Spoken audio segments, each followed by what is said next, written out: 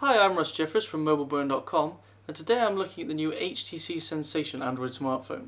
It's running the latest 2.3 Android Gingerbread release and has a 4.3-inch capacitive touchscreen display with a QHD resolution, so everything looks really sharp on the screen. It's also got a 1.2 GHz dual-core processor, so everything runs pretty smooth too.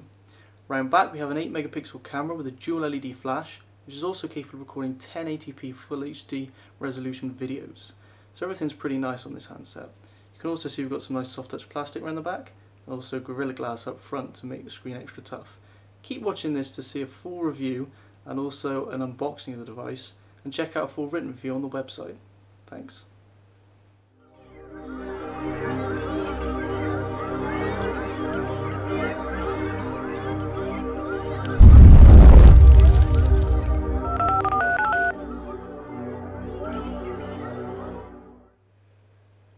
Okay, so I'm firstly going to look at the hardware. It's a pretty nice handset, not too thick, but it is quite a large handset because obviously it's got this large 4.3-inch touchscreen display.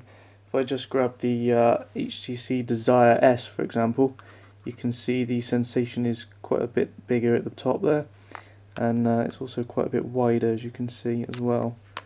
The thickness is near enough the same, as you can see. And then we've got the original Desire as well, just for comparison. It's slightly bigger than that even, but you can see the display is a lot bigger than the original Desire's display, although the size isn't that much larger. So it's quite a good trade-off. They've done a good job of keeping it quite tight to the edge of the display. It's a quarter HD resolution display as well, so it's quite sharp. And beneath it we've got these 3 touch-sensitive keys. So we've got the home button, menu, back, and search button. At the top here we've got the earpiece, and in the grille there's a notification LED as well. And next to that we've got the VGA resolution forward-facing camera for video calls and things like that. On the left edge here we've got the volume rocker and the micro USB charging and data port. Around the back we've got the 8 megapixel camera and dual LED flash, so you can see there we've got a few microphones around it as well for the video, and it records 1080p video as well, and the quality is not bad actually. Here we've got a speakerphone grill for doing loudspeaker calls or playing music, HTC logo, and then it just says with HTC Sense at the bottom here, and another few holes there as well, perhaps for another microphone. So I'm just going to quickly pop off the rear cover, which is done by just hitting this little button here on the bottom of the device next to the microphone pinhole. And if I just push that in, you see we just sort of basically prise the cover off, and it slides out of the rear cover. So the rear cover basically encompasses all the sides of the device as well, and the top of the handset just slides into the cover there. So with the cover off you can see the battery, which is a 1520 milliamp hour battery, and then once that's removed you can actually remove the SIM card, so you need to remove the battery to get the SIM card out. Next to that is the micro SD card slot, and that can be removed without taking the battery out, which is quite neat. I've got a 16GB card in here at the moment, which is my own, but we did get an 8GB card actually with the device, so it would be a good bet that you would actually get 8GB card with the device. In terms of built-in memory, it's only got a gigabyte, so you will need a card of some sort, and the 8GB card should help out in the front of memory. Just slide that back in, you can see it just pops straight into the top there and clips in, so it's not too difficult to remove the back cover at all. And we'll just power the device up. Okay, so whilst the Sensation is firing up, just show you what we get in the box with it. First of all you get this, which is a modular charger, and that basically just clips into the UK version we've got here, the UK plug, and that's just for going in the wall. And to actually charge the device you also need the data cable, which is used for both data and charging, and that just basically goes from USB straight into the back of the wall charger to the micro USB port that was found on the Sensation. So if we just grab the Sensation here, you can see that just goes straight in the side there and allows you to charge it from the data port. It gets in the way a little bit if you're trying to write a text message. Obviously you've sort of got to put your fingers around the cable, but it's not a mega problem. Otherwise we've just got the micro SD card, which as I said is an 8GB class 4 card, a SanDisk card in with our Sensation. But the phone should be all fired up now, so we'll have a look at that. Okay, so the first thing you'll notice with the Sensation is the new lock screen. Very similar to that of the HTC Wildfire, in that you have this ring at the bottom here, which you can pull up to unlock the device. can see there a nice animation as it rolls into the home screen.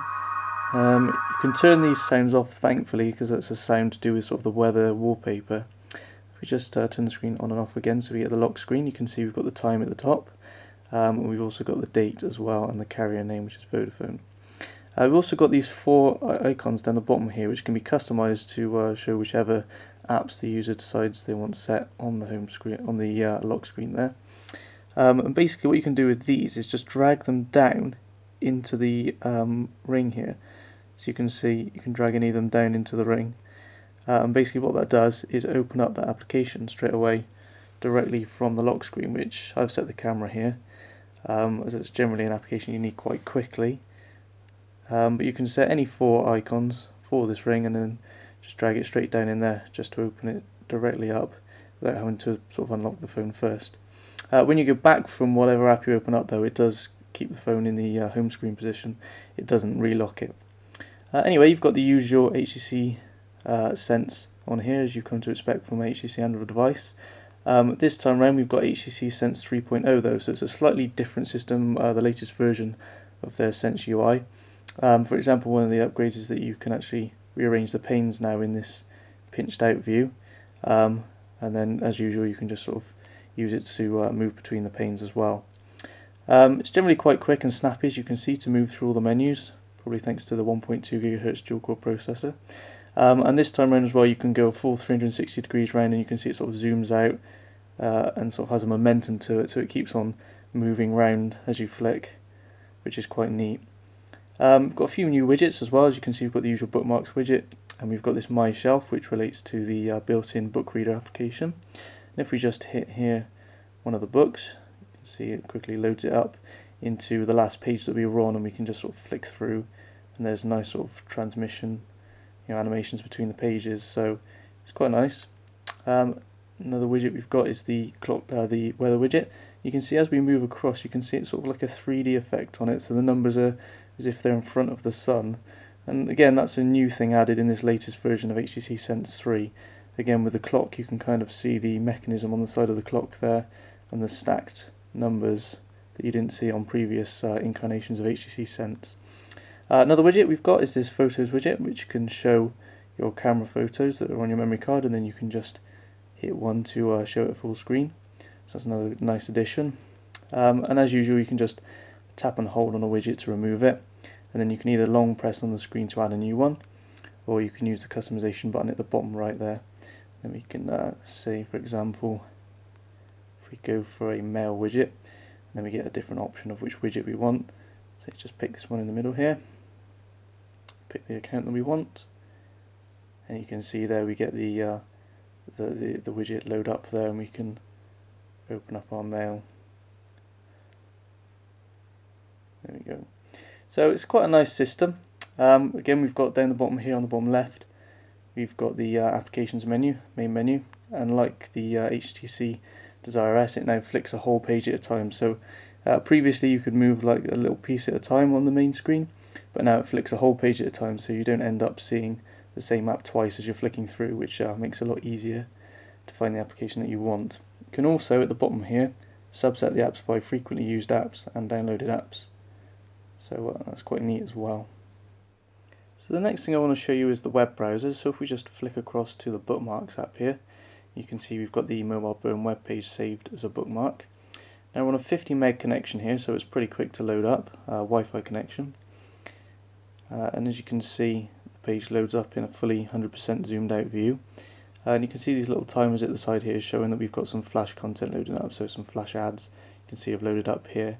And it doesn't take very long, as you can see. The only problem we do have, however, is this little embedded flash video, which doesn't seem to load up on either the Sensation or the Flyer.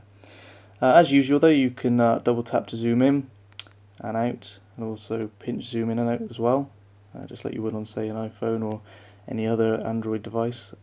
Another thing you can do is just read the page directly from the zoomed out view, so may not be able to see it on the camera, but this text is actually just about legible. I mean, you'd have to look pretty close to see it, but due to the Quarter HD resolution of the screen, it is actually legible, which is quite nice. The browser's pretty quick. If we just tap on something here to load up again, you You can see it doesn't take very long to load a page, and it all seems to render quite quickly and quite nicely as well. Not really many errors at all. It's trying to load, I think, another embedded advert or video there, and we can scroll through. Got some YouTube videos that are inbuilt here as well, so I'll just wait for them to load up and then I can show you one of those playing. Oddly, you can see it's loaded up the bottom video, but the top video is not loaded. Both are YouTube embedded videos, so I'm not really sure why it loaded up one and not the other.